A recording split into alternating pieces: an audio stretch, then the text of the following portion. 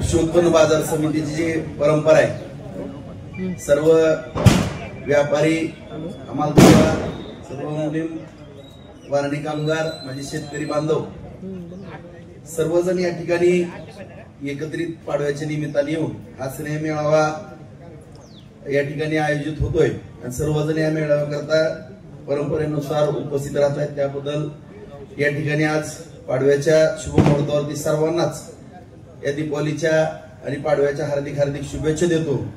आजच्या या स्नेह मेळाव्याला उपस्थित असलेले आदरणीय बाबा काका, मल्लीनाथ गाडवे मालक, शेठ गांधी, मनुभाई, दामोदरा, दामवांना, त्याचबरोबर आदरणीय साखरे आप्पा, महेश बापना, त्याचबरोबर प्रदीप शेठ बागमार, त्याचबरोबर मांजरे, आपले हमाल संघटनेचे सदस्य श्री मांजरे, आदरणीय सोमानी वकील साहेब, बाजार समितीचे सचिव जगदाळे साहेब, सर्व बाजार समितीचा स्टाफ, उपस्थित सर्व व्यापारी बंधू, सर्व या बाजार समितीशी निगडीत असलेले सर्व हमाल, तोलार, चाळणी कामगार, मुनीम बांधव, शेतकरी बांधव, उपस्थित पत्रकार बांधव, आज खऱ्या अर्थाने या ठिकाणी मग बाबा काकांनी 1861 पासूनचा ईस्ट इंडिया कंपनी पासूनचा इतिहास या ठिकाणी सांगितला।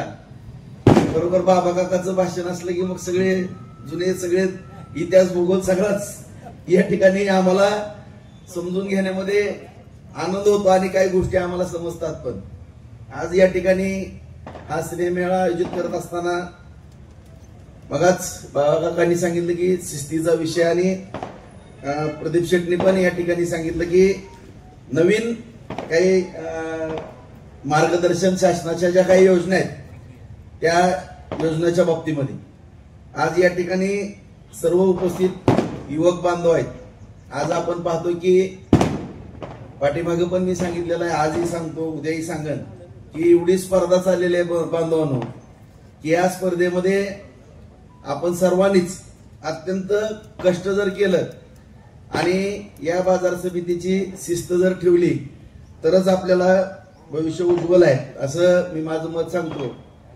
कारण आज या ठिकाणी सांगायला काय हरकत नाही, गेल्या 2 दिवसापूर्वीच दिलीप शेठ, बाबा काका, मल्लीनाथ गाडवे, ही सगळी जण माझ्याकडे आली, भाऊ तुम्ही काय बाजाराबद्दल काय, आणि गायकवाड पण मला पाठीमाग म्हणत होते थोडं नाराज आहेत।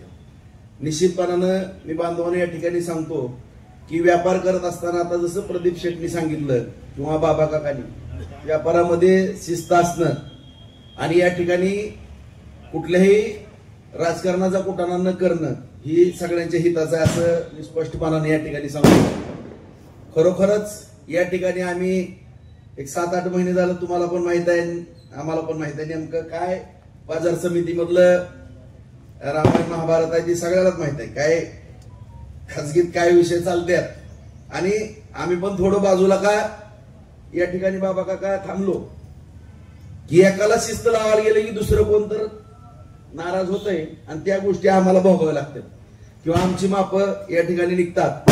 सगळ्याला जग जाहीर आहे, ही काही लपून राहिलेली गोष्ट नाही। आता पाडव्याच्या निमित्तानं मी खऱ्या अर्थानं शुभेच्छा देतो, गोडच बोलणार आहे, कोणाला चांगल्याच बाबतीमध्ये मी मार्गदर्शन करणार, परंतु आपलं पण काय चुकत असेल तर त्या सुद्धा गोष्टी सगळ्यांनी आत्मसात करणं गरजेचं आहे। म्हणून ही पाठीमागं पण मी सांगितलेलं आहे किंवा राजकारणामध्ये काम करत असताना मी सातत्यानं सांगितलेलं आहे की कृषी उत्पन्न बाजार समित्या, सूतगिरण्या, दूध संघ, साखर कारखाने आणि बँका ह्या शेतकऱ्याच्या लक्ष्मी आणि ह्याच्यावरतीच आपलं शेतकऱ्याचं भवितव्य या ठिकाणी आहे, त्याचबरोबर व्यापाऱ्यांचं आहे, कामगारांचं आहे, हमाल, तोलार, चांगले कामगार, आणि हिथूनच परत आपला बार्शीतला बाजार फुलणार आहे आपला, हिथूनच बेरोजगारांना काम मिळणार आहे। आणि याच ठिकाणी जर काही थोड्या चुका होत असतील आणि कुणी शिस्त लावायला जात असेल तर त्याच्या बाबतीमध्ये कुणी काही चुकीचं वक्तव्य करत असेल तर ते अत्यंत दुर्दैव असं माझं या ठिकाणी स्पष्ट मत आहे। कारण काही गोष्टी या ठिकाणी बोलणं पण गरजेचं आहे। आता या बाजार समितीचा सगळा इतिहास तुम्हाला सगळ्यालाच माहित आहे की जुनं बाजार समिती लताटकीचं तिकडे होती, कापसाचा बाजार होता, परत इथं देशमुख परिवारांच्या जागेमध्ये या ठिकाणी एवढी मोठी बाजार समिती झाली, तिकडे खासगी बाजार समिती पलीकडे स्वतःची या ठिकाणी मी कुणाच्याही 10 पैशाचा शेअर्स न घेता किंवा 10 पैसे कोणाला न घेता आमच्या कौटुंबिक ह्याच्यातली एक मला आवड होती म्हणून त्या ठिकाणी बाजार समिती पण केली. तिथंही कांद्याचा बाजार मोठ्या प्रमाणामध्ये चालतोय, भुसारचा पण होता. परंतु ही बाजार समिती आल्यानंतर मीच शब्द दिला होता की 2 भुसारच्या नको, कांद्याची काय इकडे यायला कोण तयार नव्हती, जागा पण होती. कांद्याचा बाजार तिकडे पटांगण्यामध्ये ठेवला आणि भुसारचा दोन्ही बाजार एकत्र केले आणि त्या ठिकाणी त्या जागेचं काय करायचं म्हणून काही उद्योग त्या ठिकाणी सुरू केले. आता या ठिकाणी दिलीप शेठचं आता उदाहरण घ्या. आज दिलीप शेठचा प्लॅन नसताच घेतला असता का 1 लाख टाकून? आज मी आणखीनही सांगतो, जसं प्रदीप शेठ मग म्हणाले की ज्या शासनाच्या योजना आहेत त्या योजनाच्या माध्यमातून कुणाला पुढे यायचं असेल ना त्यांनी पुढे या. आज कडब्याच्या बाबतीमध्ये असेल किंवा ज्वारीच्या बाबतीमध्ये असेल, आज महाराष्ट्रामध्ये सगळ्यात मोठा व्यापार जो बार्शीमध्ये होतो त्याला एकमेव कारण आहे की जास्त खरीदार आहेत आणि जादा मशीन आहेत. त्याला एवढंच कारण आहे तुम्हाला मी सांगतो. आज डाळीच्या बाबतीमध्ये तुरीचा असेल किंवा हरभऱ्याचा असेल, ह्याच्यामध्ये बाजारामधली थोडी आवक कमी होण्याचं कारण आहे की इथल्या मिला आपल्या थोड्या थांबल्या.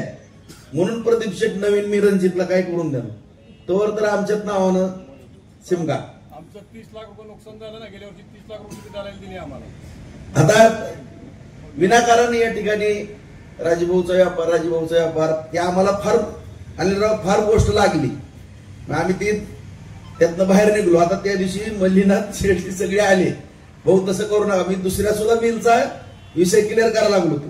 त्यांनी मला थांबवलं बाबा काका, त्यामुळे मी चालवायला तर दिलं नाही तर देवाबरोबर पण चर्चा केली खोटाड बरोबर. मी त्याच्या बाबतीमध्ये काय करायचं ती मला सांगा की जर प्रक्रिया करणारे जर बाजूला गेले, आज स्वामानी परिवार म्हणजे आदरणीय रामचंद्र भाऊंची पण मिल होती, आपले वकील साहेबांची पण आहेत, किती जण राहिलेत आता या मिल व्यवसायामध्ये किती. आणि जर प्रक्रिया करणारा उद्योगच इथं नसेल, कोण काढणार, कोणच करणार नसेल तर इथं आवक येणार कुठं नाही. आज सोयाबीनची आवक येण्याचं कारण काय? आज दिलीप शेठ गांधीने एवढं धाडस केलं, त्यांनी एवढं सोपं नाही कुठलं युनिट उभा करणं बांधवणं, खरंच सोपं नाही. एवढं मोठं आज 1% सुद्धा धंदा राहिलेला नाही, बँकेचं व्याज निघत नाही, एवढी कॉम्पिटिशन झालेली आहे. आणि जेवढी स्पर्धा या ठिकाणी वाढेल तेवढी आवक जास्त येणार. नफा कमी होईल मला मान्य आहे, परंतु जादा आवक या ठिकाणी येणार आहे. त्याकरता कुणी जरी पुढे होऊन एखादा उद्योग करायला लागला तर त्याचं स्वागत करा. त्याच्याबद्दल कुठं वेडीवाकडी चर्चा कुणीच करू नका. आणि ज्यांना कुणाला करायचंय त्यांनी माझी भेट घ्या, किती लागेल तेवढी मदत करायला मी तयार आहे. कुणाला काय जाग्यासहित, पैशासहित, बँकासहित काय पाहिजे ते सांगा. परंतु कुणी जर उद्योग करायला पुढे येत असेल तर त्याच्या नावानं कुणी वेडीवाकडी चर्चा करू नका. कारण राजकारणामध्ये मी तुम्हाला प्रामाणिकपणानं सांगतो की 2000 म्हणजे 1999 ला, 2009 ला, 14 ला 3 वेळेस आमचा पराभव झाला, 2 वेळेस विजय झाला. 20 वर्ष पंचायत समिती ताब्यात आहे. नगरपालिका जवळपास एक 10-15 वर्ष आमच्या ताब्यामध्ये राहिली. भविष्यात निवडणुका येणार आहेत, जाणार आहेत, कुठली सत्ता ताब्यात राहणार आहे आणि किती फरक आहे, 3-5 हजाराचा फरक आहे बार्शीतल्या राजकारणामध्ये भौगोलिक दृष्ट्या. त्याच्यामुळं सत्ता आज इकडं उद्या तिकडं काही पण होणार आहे, त्याच्यामुळं काही विषय नाही. परंतु सत्ता इकडं तिकडं झाली तरी इथली लक्ष्मी स्थिर असणं गरजेचं आहे, मी तुम्हाला प्रामाणिकपणाने सांगतो. आणि इथं सगळ्यांचं क्रेडिट असणं किंवा ह्या बाजाराची चांगली चर्चा होणं हे गरजेचं आहे. आज जर इथं काय कमी जास्त झालं तर 10,000 लोकांचं उद्ध्वस्तपणा होईल. प्रदीप शेठ तुम्हाला सांगतो, इथं जर काय बदनामी झाली कुणाची, कुणाच्या नावाने चर्चा झाली आणि कसं बाहेरच्या तालुक्यामध्ये बदनामी झाली मध्यंतरी, काय जणाला राग आला असेल माझ्या शिस्तीचा, सीसीटीव्ही लावले राग आला, कुणाला काय शेअर्स भरा म्हणलं काही जणाला राग आला. त्याच्यातनं आपल्याला डेव्हलपमेंट करायची. पहिल्या मी बाजार समिती ताब्यात आलेल्या 4 टोबा होत्या, सगळे पाठीमागचे दरवाजे जर उघडले तर उलट्या होत होते, इतकी घाण होती, सगळी घाण होत होती, उलट्या व्हायची, इतकी म्हणजे दुर्गंधी यायची. तिथं स्वच्छता किती राहिली, तिथं सौर ऊर्जेवरती आलं, तिथं रस्ते कसे झाले, गटरी कसे झाल्या, बाजार तिकडे चांगल्या पद्धतीने कसा झाला, सगळं चकाचक कसं काय झालं आणि एवढं सगळं सांगून करून एवढी कामं केल्यात. त्या 2 कोल्ड स्टोरेज केले आपले, पलीकडे वेअर हाऊस केलं, क्लिनिकची मशीन बसवली, सगळं केलंय. आणि एवढं सगळं करून 17 कोटी रुपये एफडी आपली शिल्लक आहे बाजार समितीचे. 17 कोटी रुपये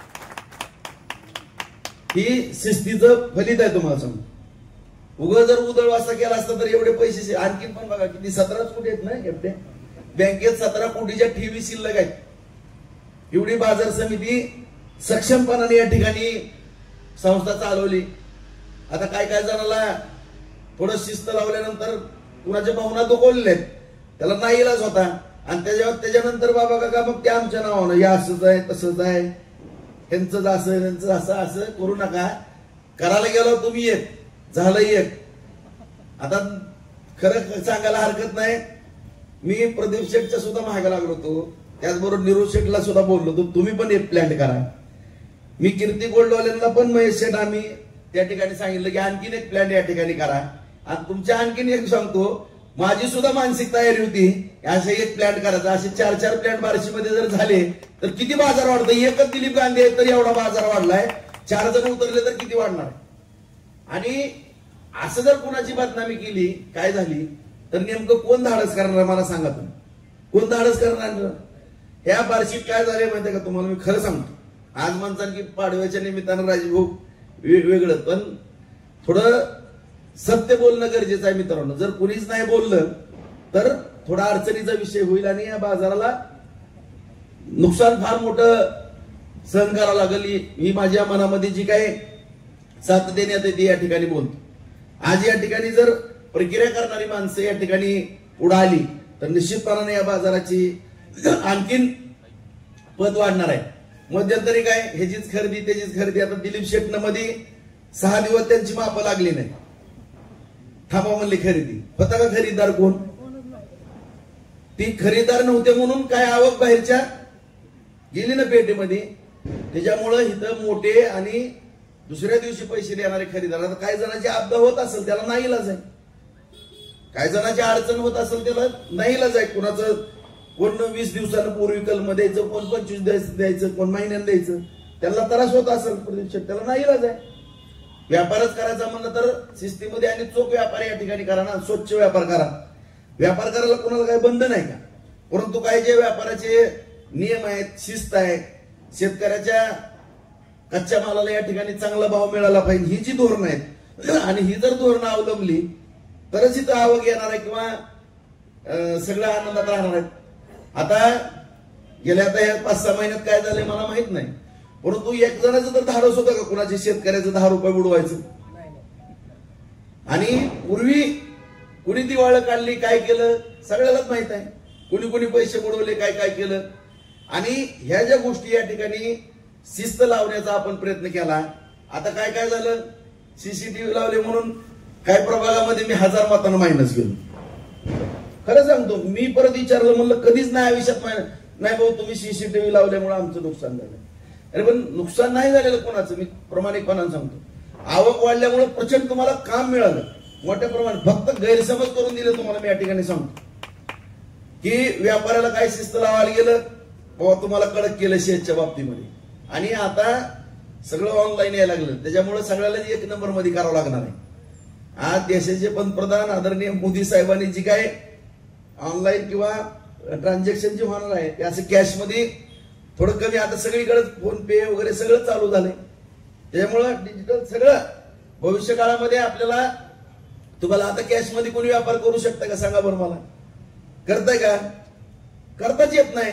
त्याच्यामुळं ऑटोमॅटिकली सगळा चेकने व्यवहार व्हायला लागला, बँकेत व्यवहार व्हायला लागला. आणि त्याच्यामुळं बाजार समितीचं पण उत्पन्न वाढलं. ह्याच्यातनं 4 गोष्टी आपण चांगल्या करत असताना काय काय जणांनी या ठिकाणी थोडं चुकीचं राजकारण केलं आणि विनाकारण खेड्यापाड्यामध्ये ह्यांचीच खरेदी, ह्यांचंच असं, ह्यांचं तसं असं बदनामी केल्यामुळे मित्रांनो मला काय ही एक धंदा बंद केला तर दुसरे 4 धंदे काढायची माझी क्षमता आहे. काही पण करू शकतो, काय मी काय म्हणजे अहंकार नाही मला, पण हिथला एक धंदा बंद केला दुसरं 2 धंदे काढता येतील मला काय. शेवटी व्यवसाय करायचा म्हणलं तर आता मी घेतलाच का ना निर्णय. काय घेतला निर्णय, ती माझी एक बिल त्याला 9 कोटी रुपये खर्च झाला. 4 कोटीला मी रिक्वेस्ट केलं सामान सगळं, बटन पण दाबलं नाही, देऊन टाकली ती. चला म्हणलं ना ग मला. दुसरीचं पण मी कुणाला तर आता ही सगळी जण आली, भाऊ तसं करणार कसं करणार, मला त्या दिवशी 2 तास बसली सगळीजण. आता त्याच्याऐवजी मी रणजितला BSc ऍग्री दुसरा धंदा करून दिला होलसेलचा. काय अडचण आहे मला ह्याच्यातनं बाहेर, तर ह्याच्यातनं बाहेर. पण पुढे येऊन कोण डिलिंग करणार आहे का प्रक्रिया उद्योग करायची? ज्यांनी बदनामी केली आणि ज्याच्यासाठी बदनामी काही जणांनी केली मित्रांनो, तो माणूस इथे येऊन खरेदी करू शकतो का मला सांगा? आज जर इथं खरीददार नसल ताकदीचा, तर कोण येऊन खरेदी करणार का? जी राजकीय काही जणांनी फायदा उचलण्याचा या ठिकाणी प्रयत्न केला बाबा का, येणार आहे का कोण इथं? एवढं सोपं राहिलेलं नाही व्यापार करणं किंवा माल घेणं, तो प्रक्रिया करणं. बाहेरच्या इतक्या हजार 1,500 किलोमीटरवर 2-2 कोटीच्या उधाऱ्या ठेवणं इतकं ह्या जमान्यामध्ये सोपं राहिलेलं नाही. त्याच्यामुळे जी उचलली जी टाळ्याला लावतात ना, ह्यांचा जो व्यापार आणि त्यांचा जो व्यापार, त्यांना किती लागेल तेवढे पैसे सांगा, मी पुरवायला तयार आहे. त्यांनी व्यापार करून दाखवा, मी पाठ थापडतो त्यांची, मायावर टीका करणार किती पण लागू दे त्यांना रक्कम आणि चेक मी द्यायला तयार आहे. 1990 ला मला माहिती आहे, मी बाजारात आलो होतो, 40 दाळमी होत्या 40. आज 40 मधले 2 50% चालतात आणि 2 जे खरेदीदार आहेत त्याची नाव सांगत नाही मी, ते फक्त 10-20 टन झाले की बास करतात. आज बार्शी मार्केटमध्ये भविष्यात तुरडाळ विकणं हे सगळ्यात जिकरीचं काम होणार आहे, सगळ्या व्यापाऱ्याला माहित आहे. तुरडाळीचा धंदा बार्शीचा जवळजवळ संपुष्टात आलाय सगळा. फक्त दिलीप शेठ गांधी सोयाबीन जिद्द राहिले. फक्त यांचा ज्या वेळेस बाहेर कीर्तीला सोलापूरला माल जायचा त्या टायमाला बार्शी बाजारातला भाव आणि प्लॅन्टच्या भावात 400 रुपये फरक होता. तुम्ही दिलीप शेठला आग्रह केल्यामुळं दिलीप शेठनं प्लॅन टाकला तुमच्या विश्वासावर, त्याच्यामुळे बार्शीत फक्त 250 रुपयाचा फरक आहे, 150 रुपयाची फरक आहे. तो दिलीप शेठ गांधीमुळे आणि याचं सगळ्याला आवक आहे. आणि याच्यामुळे आज धंदेची झाले. आज बाजारात 30-35 हजार कट्टा रोज आवक झाली. ती तुमच्या प्रयत्नामुळे दिलीप शेठनं प्लॅन टाकल्यामुळे ही परिस्थिती आहे बाजारची. नाहीतर फक्त ज्यावरीशिवाय बाजार दुसरा आता काहीच आवक नाहीये. भविष्यात सगळ्यांनी लक्षात ठेवायचं, तुरडाळ जर बार्शीत नसेल तर तुरडाळीचा धंदाच संपलेला बार्शीतला. मला मी केली होती, मला मोडायला बोलणं सोपं आहे, करायचं अवघड आहे. मी तीच म्हणलं की 1000 1,500 2,000 किलोमीटरवरती माल दिलं बांधवानो सोपं नाही. आणि ज्यांनी माझ्यावरती टीका केली त्यांनी 1 ना 12 चिंध्या कशा केल्या स्वतःच्या व्यवसायाच्या, हे पण सगळ्यांनी बघून घेणं गरजेचं आहे. आणि आज मी प्रामाणिकपणाने सांगतो की फक्त बार्शी सोडा, तुम्ही बार्शी सोडून बाहेरच्या तालुक्यामध्ये थोडं जावा.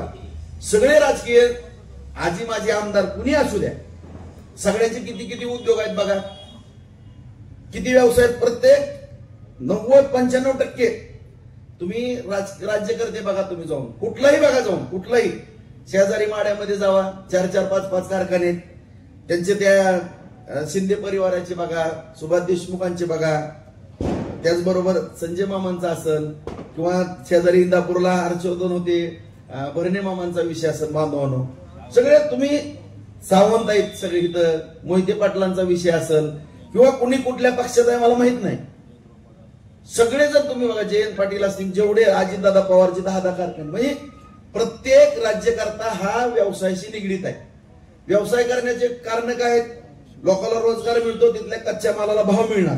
आता जिथं ऊसाचे उपलब्ध आहे तिथं कारखाने काही जणांनी केले, त्या ठिकाणी कारखाने केले, तिथल्या कच्च्या मालाला भाव मिळाला, तिथल्या शेतकऱ्याचा ताबडतोब ऊस त्या ठिकाणी गेला.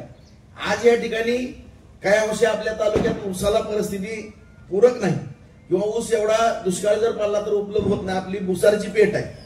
त्याच्यामुळे मी माझी पोरं ह्याच्यात घातली, म्हणजे कुणी ना कुणी राज्य. आणि पहिलं काय झालं बार्शीत उद्योग व्यवसायाचा कुणाला, की आमदार एक असा असावा की वेगळ्याच पद्धतीचा असावा. संध्याकाळचे कार्यक्रम वेगळे, मुडलिमचा कार्यक्रम, आता मग कसल्या सवय लावून घेऊ का मला? काही जणांची इच्छा तशी आहे का बाबा? आता मी उद्योग व्यवसायी सकाळपासून धंदे करतोय किंवा चांगला व्यापार करतोय, ही गुन्हा आहे का? किंवा माझी मुलं त्या, अरे बाबा नो, तुम्ही खरंच जाऊन तुम्ही तपासा. आणि तर राजभाऊ ही उद्योग केला, अरे तुम्ही पण काढा ना. मी सांगतो ना, कुणालाच अडचण काही येऊन देत नाही.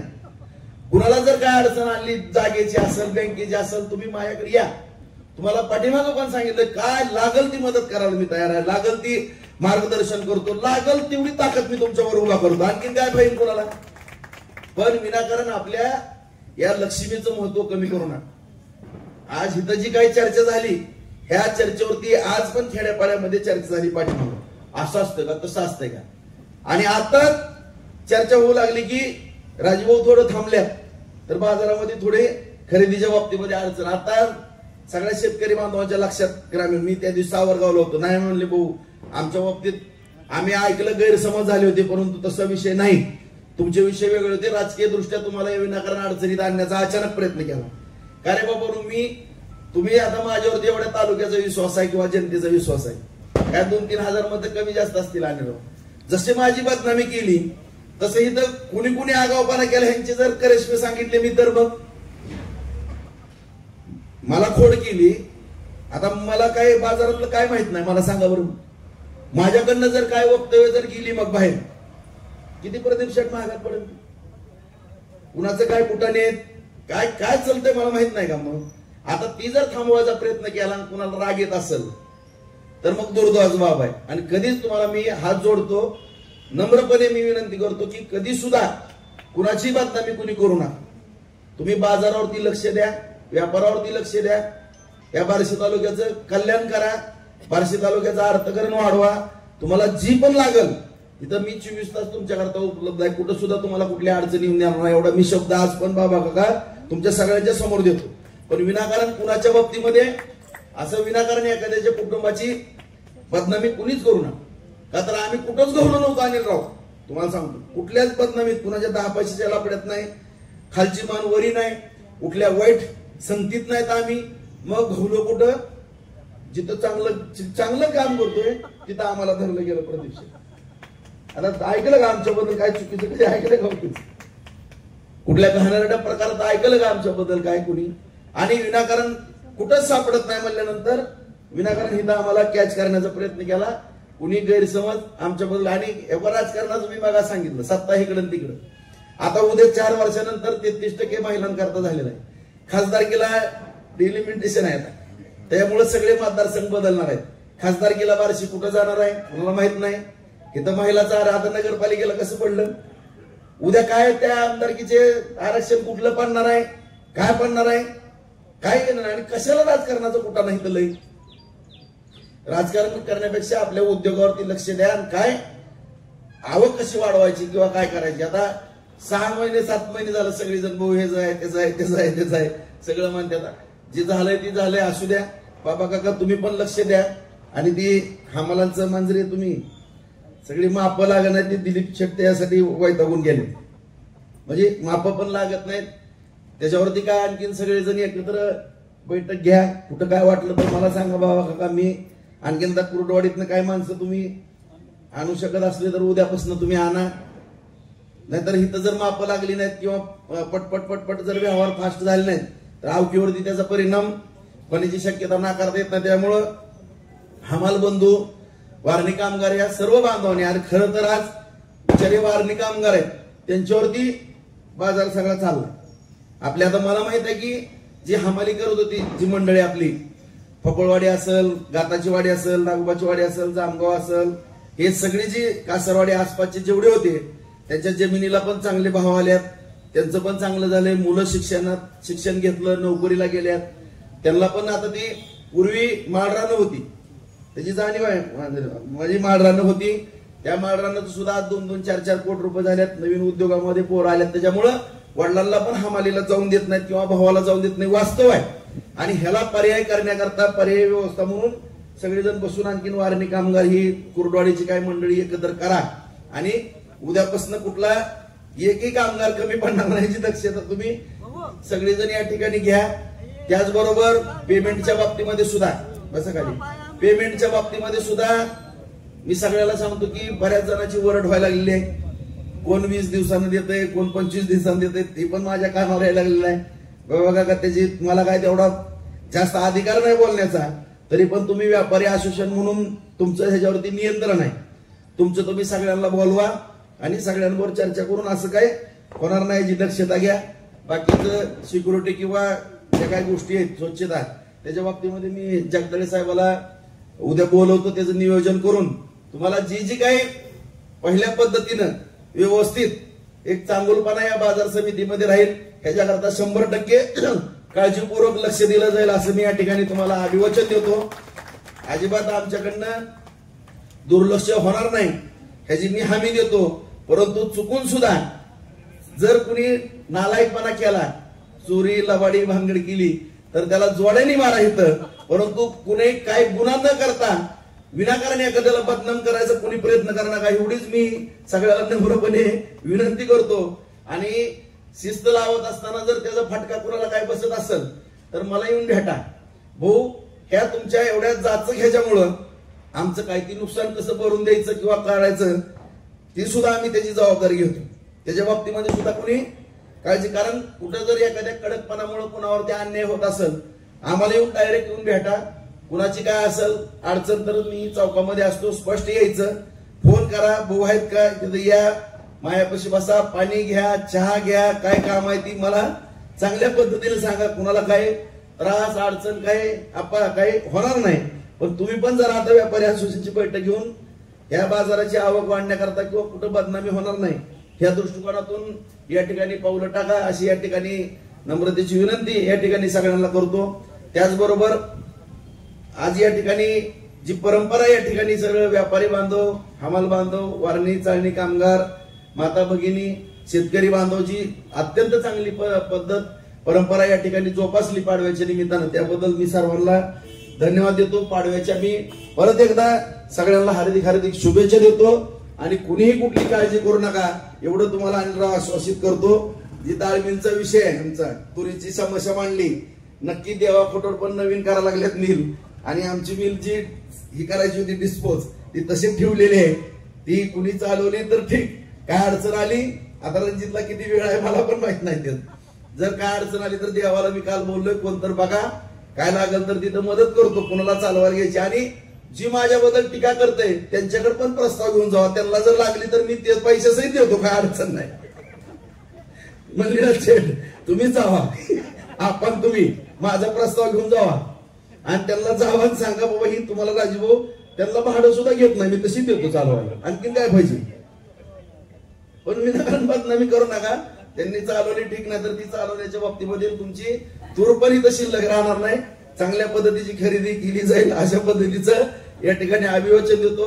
आणि आज नवीन व्यवसायामध्ये रणजित पदार्पण करतो, कारण इकडून त्याला काढून मी होलसेलच्या ह्याच्यामध्ये खत औषध बी बियाण्याच्या ह्याच्यामध्ये त्याचं पदार्पण आणि सर्वांनी त्या ठिकाणी हितलं झाल्यानंतर ज्यांना ज्यांना शक्य आहे कुणावरती जबरदस्ती नाही, नाहीतर परत मारायची आणखी व्यापाऱ्याला जबरदस्तीने नेते असलं काय नाही. जी ती स्वातंत्र्य आहे, ज्याच्या त्याच्या विचारानं जी ती आपापलं जीवन जागा, कुणाची काय गुलामगिरी काही नसतंय कधी सुद्धा, उगा वावड्या उठवल्या जातात असं असतंय तसं असतंय.